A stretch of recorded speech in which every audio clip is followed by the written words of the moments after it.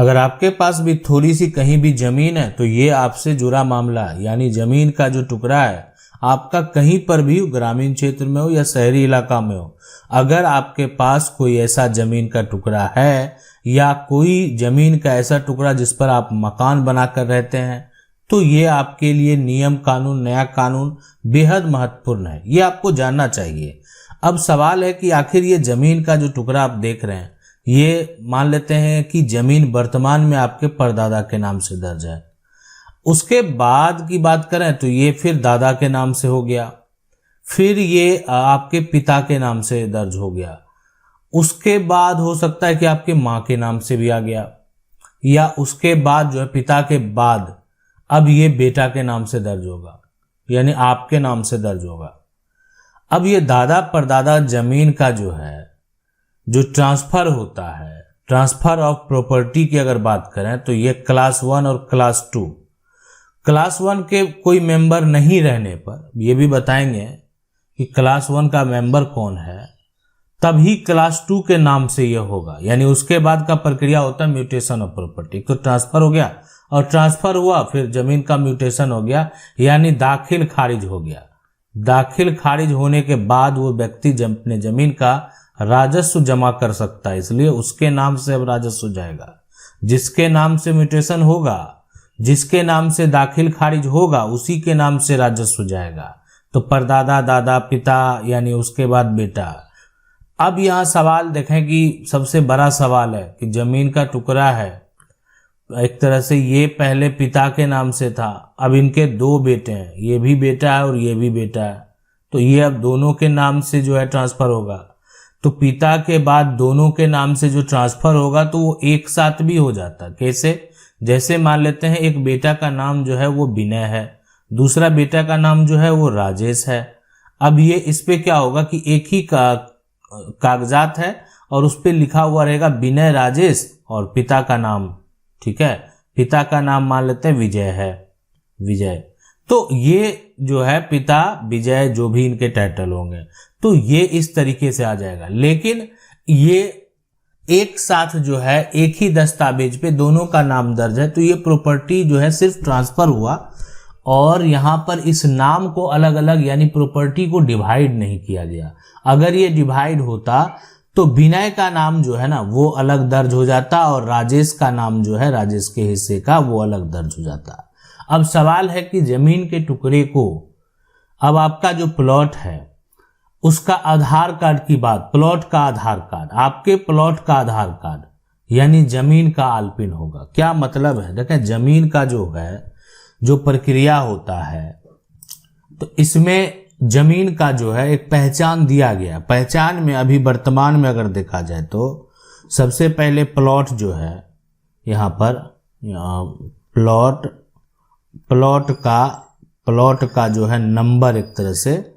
एक पहचान है कि प्लॉट जो है वो आप पता कर लेंगे कि प्लॉट के नंबर से, और यह इसका एरिया वाइज जो है, जिस एरिया से ये बिलोंग करता है प्लॉट, वहाँ पर ढूंढेंगे इस प्लॉट नंबर से, तो आपको उस व्यक्ति का नाम जो है वो पता चल जाएगा। उसके बाद आप कह सकते हैं ना, प्लॉट का नाम पता चल जाएगा, प्लॉट का जो नाम किसके नाम पर है उसका रकबा जो है वो पता चल जाएगा, मतलब एरिया पता चल जाएगा, कितनी जमीन है, ये सारी जानकारी हो जाती है। अभी पहले पिता के नाम से था, बाद में जो है बेटा के नाम से ट्रांसफर हुआ, ये कैसे हुआ, कितने इसके उत्तराधिकारी हैं, ये सब पता नहीं लगेगा। ये प्लॉट नंबर नाम सर्च करने के बाद जो एक तरह से इनके पूर्वज के नाम से अगर ये जमीन था तो उन्हीं का नाम शो करेगा, और अगर इसका आप म्यूटेशन देखेंगे तो अगर नए नए उत्तराधिकारी हैं उसके नाम से शो करेगा। लेकिन क्या अगर इस पे किसी प्रकार का कानूनी विवाद है, कानूनी अगर विवाद है, तो इसका पता लगाया जा सकता है। तो इसीलिए जो है इसको आपका जो प्लॉट है ना, जमीन का जो आलपिन है वो आपके प्लॉट का आधार कार्ड होगा, यानी जमीन का ये आलपिन होगा। तो अगर कोई प्लॉट जो है को डिटेल से अगर आप देखना चाहें तो आप सर्च करेंगे, तो उसमें क्या होगा कि किसी भी प्रकार का अगर विवाद है तो आप उसको आसानी से पूरी जानकारी जो है यानी सॉफ्टवेयर के माध्यम से प्राप्त कर सकते हैं। कानूनी विवाद अगर है वो भी है, किसी प्रकार का उस जमीन पर कर्ज लिया गया वो भी पता चल जाएगा। तो कर्ज के बारे में भी, कानूनी विवाद के बारे में भी, कहीं पर अगर कोई लड़ाई झगड़ा है वो, अब ये प्रॉपर्टी किससे खरीदा गया, किसको बेचा गया, किसके बीच में कब ट्रांसफर हुआ, ये सारा डिटेल आप आसानी से अगर चेक कर पाएंगे तो आपको कोई धोखा नहीं दे सकता है। तो इस तरह का जो नियम है, इस तरह का जो कानून है, अब है कि अगर आपके पास प्लॉट है, आपके पास अगर जमीन का टुकड़ा है, तो कैसे जमीन का जो है ये एक तरह से जो आपका आलपिन है वो आपके प्लॉट का आधार कार्ड कैसे होने वाला है। तो देखें, ये इस पर जो है,